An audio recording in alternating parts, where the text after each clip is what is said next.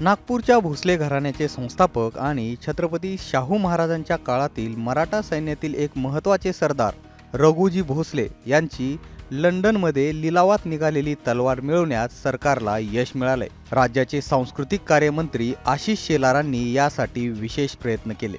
शेलारांनी अवघ्या काही तासात प्रयत्न करून ही तलवार महाराष्ट्रात आणण्याचा मार्ग मोकळा केलाय। विशेष म्हणजे लिलाव जिंकून आपली ऐतिहासिक वस्तू परदेशातून परत मिळवण्याची ही पहिलीच वेळ आहे। यासाठी मुख्यमंत्री देवेंद्र फडणवीसांनी शेलारांचे आभार मानलेत।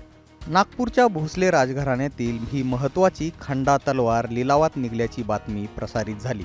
ही बातमी कळताच शेलारांनी तातडीनं हालचाली सुरू केल्या आणि ही तलवार शासनाला मिळावी या दृष्टीनं नियोजन देखील केलं। मुख्यमंत्र्यांच्या सूचनेप्रमाणे शेलारांनी तातडीनं एक मध्यस्थ उभा करून या लिलावात शासनाच्या वतीनं सहभाग घेतला आणि हा लिलाव जिंकला।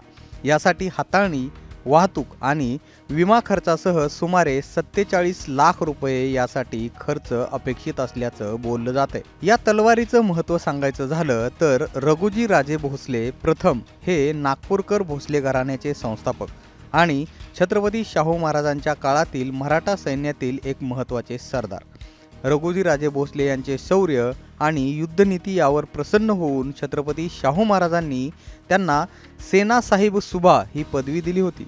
रघुजी भोसले प्रथम यांनी 1745 आणि 1755 मध्ये बंगालच्या नवाबाविरुद्ध युद्ध मोहिमांचे नेतृत्व करून मराठा साम्राज्याचा बंगाल आणि ओडिशापर्यंत विस्तार केला होता। नागपूरच्या भोसले राजघराण्यात भौगोलिक सीमांमध्ये लोखंड, तांबे यांच्या खाणी मुबलक प्रमाणात होत्या। नागपूरकर भोसले घराण्यातील राजशस्त्र निर्मिती आणि सौंदर्य याचा अजोड मिलाप आहे। लंडनच्या लिलावात निघालेली ही तलवार मराठा शैलीच्या फिरंग पद्धतीच्या तलवारीचा एक उत्कृष्ट नमुना आहे। सरळ एकधारी पाते आणि सोन्याचे नक्षीकाम केलेली मुल्हेरी घाटाची मूठ ही या तलवारीची वैशिष्ट्ये।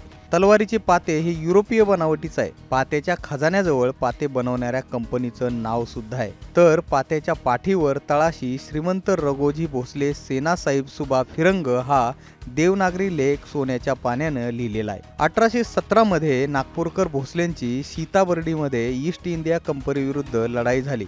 या लढाईमध्ये ईस्ट इंडिया कंपनीचा विजय झाल्यावर कंपनीनं नागपूरकर भोसल्यांच्या खजिन्याची लूट केली। यामध्ये अनेक मौल्यवान वस्तू, दागिने तसेच शस्त्रांचाही समावेश होता।